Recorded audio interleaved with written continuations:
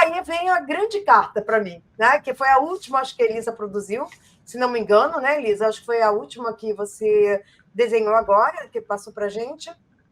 E aí foi uma grande discussão, porque eu vou deixar para a Elisa falar sobre a discussão, mas por que foi uma grande discussão? Porque, para mim, derrota, o nome dessa carta, todos os 5, a gente conversou sobre isso, né? Todos os 5 estão ligados à esfera, a Sefirá de Geburah, que é uma Sefirá ligada ao planeta Marte. Então, a guerra, né? Um momento de guerra, um momento de intensidade, de movimento, que veio, na verdade, do 4. O 4, o nome dessa carta, o 4 de espadas, é trégua. Tá? E tem também uma flor branca, as espadas ali parando aquele momento para o momento da guerra em que você recolhe, né, os mortos, feridos, e se dá uma trégua. E aqui falta o movimento. Todo 5 é movimento, a gente vai ver isso em todos os naipes. Né? Então, é um momento de desequilíbrio, de movimento e desequilíbrio daquele 4, daquele momento estruturado. E aí a Elisa... Aí vamos falar primeiro do Crowley, que eu vou deixar que ela fale, mas é porque eu fiquei tão empolgada com isso que eu nunca tinha prestado atenção no detalhe que ela prestou, né, que ela viu e que questionou para a gente. Mas o que o Crowley traz nessa carta, né, que é o meu trabalho aqui falar para vocês? A gente tem uma energia de Vênus, né, eu acho que é Libra, sim, eu não estou vendo aqui bem o planeta, não, é Aquário. O momento de Vênus em Aquário, mostrando que dentro do decanato, que eu não vou entrar porque que o Crowley chegou nesse decanato, isso é Golden Dawn, aí quem sabe, né, mais adiante a gente até vai conversar sobre isso, mas essa carta sobre os decanatos e como a Golden Dawn dividiu os arcanos menores na astrologia. Essa carta cumpre o momento em que Vênus está entrando em Aquário. E há, na verdade, por ser uma carta de espadas, uma guerra. Né? Então, não tem nada de amor aí. Tem, na verdade, um conflito, um confronto, em que todas as possibilidades de paz, que começou lá no 3, aqui são desfeitas. E essas pétalas vermelhas, elas trazem essa ideia do sangue, né? Da ruptura de uma trégua para a volta de uma batalha. E uma batalha que é derrotada, ou seja, defeat em inglês é derrota. Então, há uma derrota dos pensamentos. É um pensamento que já entra derrotado, é um movimento que já vem sangrento, dolorido, né? Machucado. Então, a guerra volta a acontecer.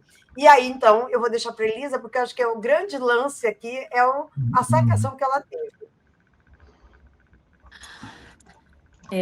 Essa carta, ela tem uma fotografia também que é muito especial, que eu havia guardado para utilizar há muito tempo. Essa fotografia foi feita em 1890 ou 87, mais ou menos. Ela se chama O Carrasco e ela traz uma lenda. Ela fala da lenda de um samurai.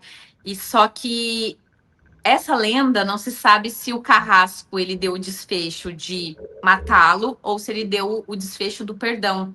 Então fica muito nessa, assim, a decisão é sua, sabe? Então eu achei que essa fotografia se encaixava ao contexto da carta. Além de ser uma fotografia belíssima, antiga e lindíssima, né? De uma poética assim incrível. Depois, quando vocês tiverem a oportunidade de dar o zoom nela, no rosto que ele tá fazendo, assim, no rosto de entrega da outra pessoa mesmo, sabendo que vai morrer ou não. Mas é muito expressivo, sabe? É uma fotografia muito expressiva. E essa carta ela é muito especial por conta desse presentinho que eu encontrei, que eu tava ali no Zoom 300%, olhando, que é aquilo que eu falei para vocês, eu vou realmente examinar traço, é a minha área, examinar traço das artistas. Aí eu cheguei lá no grupo e falei, Ian, mas o que é isso aqui? Eu já procurei em todos os fóruns, já procurei em fórum até que, né, antigo, para ver se eu encontrava. O que é essa rosa, essa pétala branca aqui no meio, bem pequenininha? O que é isso? O que quer dizer? Tem uma pétala branca e eu não encontro ninguém falando sobre ela. Eles falam sobre as outras pétalas. Eu contei quantas pétalas tem também para ver se tinha alguma questão, esse significado, mas ninguém falou dessa pétala branca. O que diabo que é essa pétala branca? que é isso? Aí eu falando com a Márcia, aí todo mundo procurando, a gente olhando, pedindo imagem em alta resolução, e conversa com um, conversa com o outro. Aí peço pro Pietro de novo, imagem em resolução, vou em outros fóruns. E aí a gente começou a debater sobre essa pétala branca, né? E aí a gente decidiu colocar, manter, né? Porque depois de muito debate, depois eu quero passar a palavra da Márcia, né? Para ela falar sobre essa pétala branca simbolicamente que a gente encontrou ali. Ela é muito imperceptível, mas quando você pegar o seu baralho de Tote, você vai olhar e você vai ver que tem realmente uma pequena pétala branca no centro e ela está na espada quebrada, ela está na espada em desuso, como se ela fosse uma última esperança, algo que tenha ficado ali. E essa carta, para além do contexto simbólico, né, do carrasco e desse pequeno presente que eu encontrei ali, que eu achei maravilhoso, é a carta que eu decidi deixar o traço da Harris, porque eu sabia que em uma das cartas eu queria deixar as imagens que ela fez e eu queria decidir em qual eu deixaria. Então, essa foi a carta que eu deixei os traços dela ali no fundo, não mexi, não fiz nenhum traço meu por cima, coloquei em sobreposição e essa vai ser a carta dela, a carta do traço dela. Então, eu achei esse pequeno presente, devolvi dessa forma também. Pois então, eu vou retomar a palavra, que eu vou falar um pouquinho dessa. Nossa, nunca tinha reparado. Imagina, eu sou uma pessoa de pouco reparar, eu não sou uma pessoa de detalhes. Eu gosto muito de estudar e entender e até, né, ultrapassar aquele entendimento, mas não sou uma pessoa de detalhes. Então, nunca tinha reparado nessa pétala branca, imagina. Mas faz total sentido, e por isso que eu trouxe a carta 2 antes, né, que é o nome Paz. Né? Aquela paz é uma paz de esperança. Né? Se a gente for olhar a história da humanidade, a gente fala muito de busca de paz, mas a guerra é diretamente ligada àquela paz. Por que a gente busca a paz? Porque a gente vive em guerra. Né? Então, essa questão, e o Crowley não dá para esquecer, né, gente? Ele é de uma época que ele viveu a Primeira Guerra Mundial e a Segunda Guerra Mundial. Havia acabado de acabar a Segunda Guerra Mundial.